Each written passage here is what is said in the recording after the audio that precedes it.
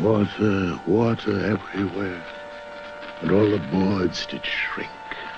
Water, water everywhere, nor any drop to drink. For banks, the often quoted line from Coleridge's Rime of the Ancient Mariner was never more pertinent. The financial world is awash with liquidity, but it's not always the right kind. Since the 2008 financial crisis, banks have been handed tough new liquidity requirements, which they must meet with holdings of cash or highly liquid safe assets such as government bonds. There's more debt than ever, but some of these assets have become scarce.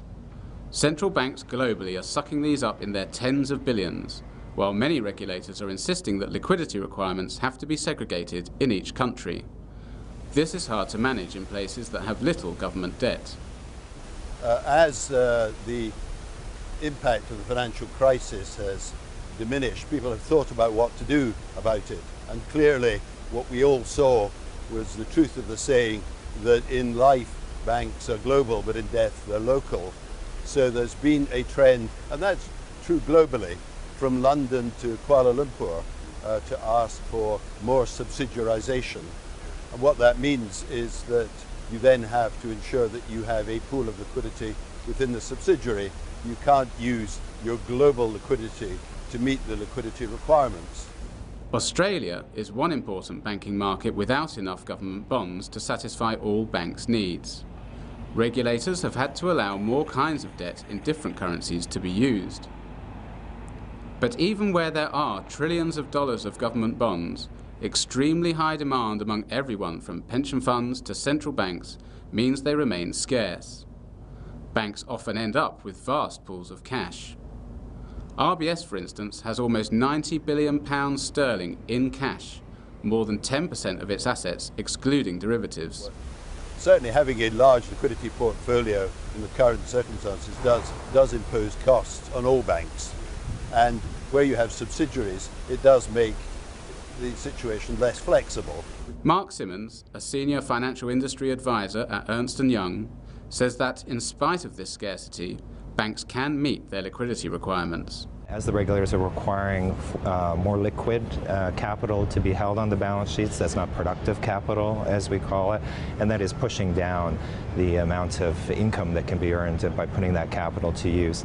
The ultra-loose monetary policies of central banks, particularly from the US Fed, are affecting both what kind of liquidity is available to banks and what they might do with it. It's not just about chasing government bonds.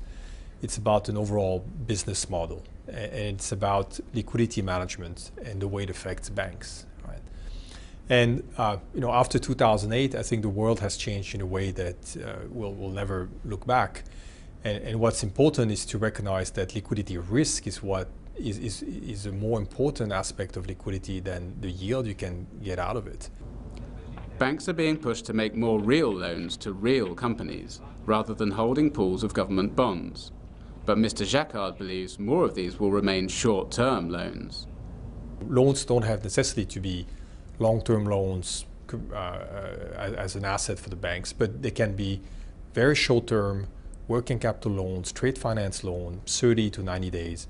And you create that liquidity, that rapid turnover that, by the way, also manages your liquidity risk.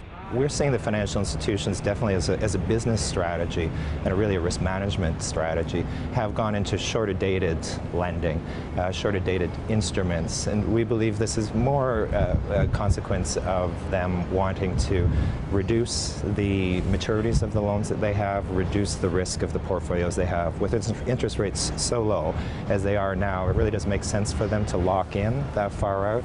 As the banking system starts to recover, and it's not completely recovered globally from the financial crisis, this type of risk management, this more short-term type of financing of the balance sheet is something we anticipate we will continue to see.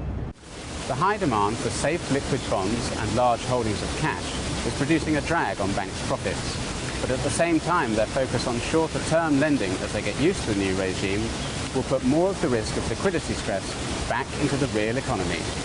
Paul Davies, Financial Times, Hong Kong.